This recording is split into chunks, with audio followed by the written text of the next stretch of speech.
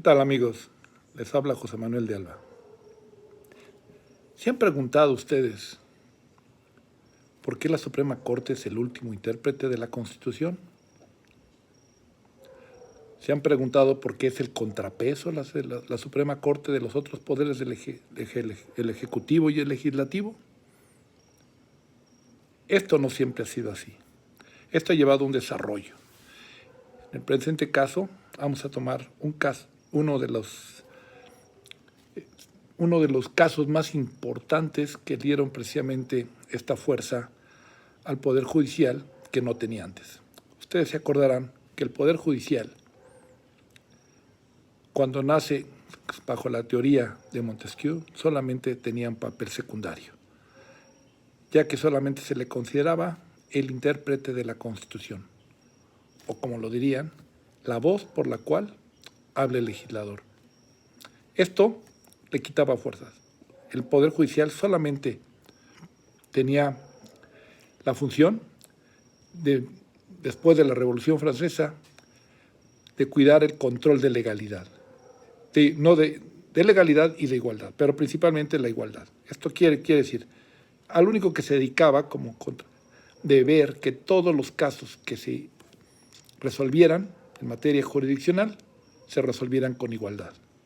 O sea, que la ley que se le aplicaba a un ciudadano de Marsella se le aplicara igual al de León, y así. En este caso, precisamente esa es la importancia. Pero nada más, no tocaba el tema de la constitucionalidad de leyes, no era el garante de la Constitución, era un simple voz del legislador. Sin embargo, precisamente en la doctrina norteamericana se empieza a desarrollar ya parte de la doctrina inglesa el tema de la revisión judicial. Este tema es muy importante porque le va a dar más fuerza al Poder Judicial. El caso más emblemático sobre este punto es el caso Marbury contra Madison, el cual en su contexto histórico es de gran relevancia. ¿Por qué? Porque en este asunto se señala y se marca, es un tema muy importante de teoría general de la Constitución, porque en él se va a hablar de la supremacía constitucional. Y también es una teoría del derecho procesal constitucional, porque desarrolla y establece cuál es el papel de los jueces ante la inconstitucionalidad de una ley. O sea, cuando una ley no se sujeta a la Constitución, ¿qué pasa?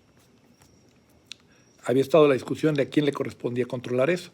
O sea, tener una Constitución, pero que no tengas cómo controlarla, pues no tendría ningún caso.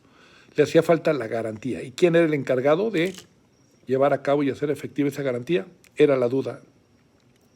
Bajo esta doctrina que se venía desarrollando en los Estados Unidos, se presenta este problema.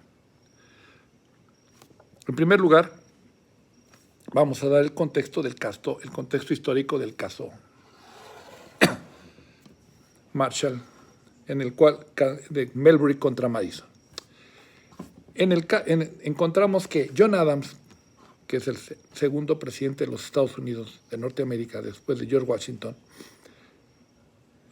asume la presidencia de 1797 a 1801. Al concluir su periodo de 1801 no logra vencer a su contrincante, que en ese caso era Thomas Jefferson. Pero como dato al respecto, Adams había nombrado como secretario de Estado a John Marshall. John Marshall se desempeñaba como secretario de Estado, pero a su vez también se desempeñó, ya al final de este cuatrienio, lo nombra como el presidente de la Corte. Esto va a ser de gran importancia para el desarrollo del tema. John Adams, antes de concluir su mandato, además de haberle dado nombramiento a Marshall como jefe juez de la Corte, nombra también a varios jueces de paz, 42, pero resulta precisamente que termina y el que tenía que firmarlos era Marshall, pero Marshall sale Al salir John Adams de presidente, entra Thomas Jefferson. Y Thomas Jefferson nombra como secretario de Estado a Madison. Pero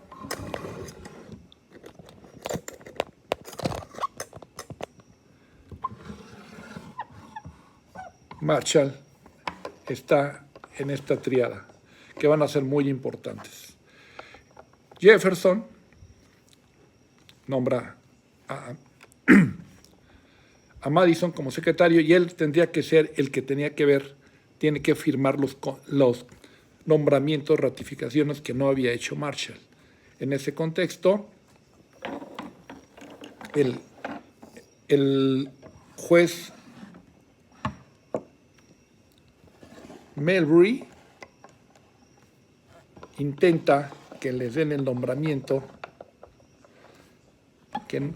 y pide una acción de mandamus para que este nombramiento se lleve a cabo.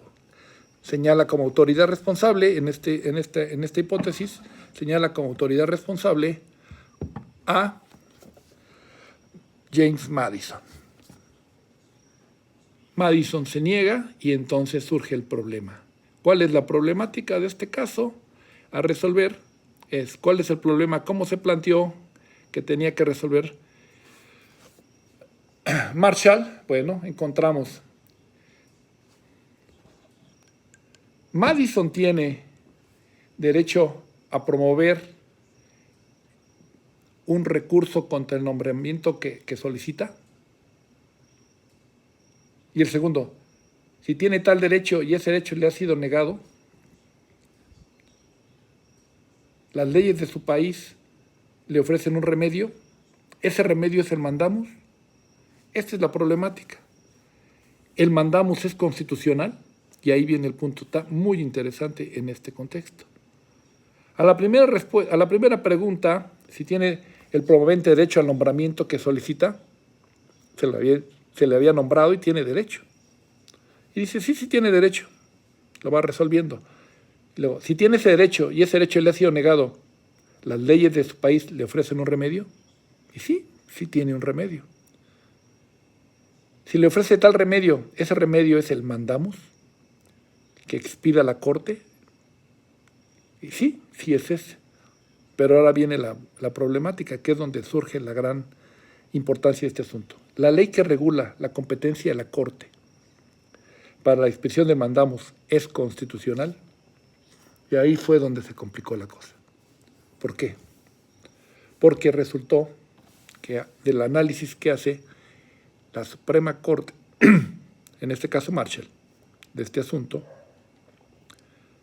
establece que la Corte no tiene competencia la Corte tiene competencia, pero está basada en una ley que no tiene sustento constitucional. ¿Por qué? Porque el Congreso había expedido la ley de mandamus sin tener competencia. La Constitución no señalaba que pudiera llevar a cabo dictaminar o establecer este tipo de procedimiento, no lo señalaba. Entonces, bajo esas circunstancias, si no tenía sustento constitucional, esa ley era inconstitucional y fue muy importante en ese sentido. Esa es la gran aportación,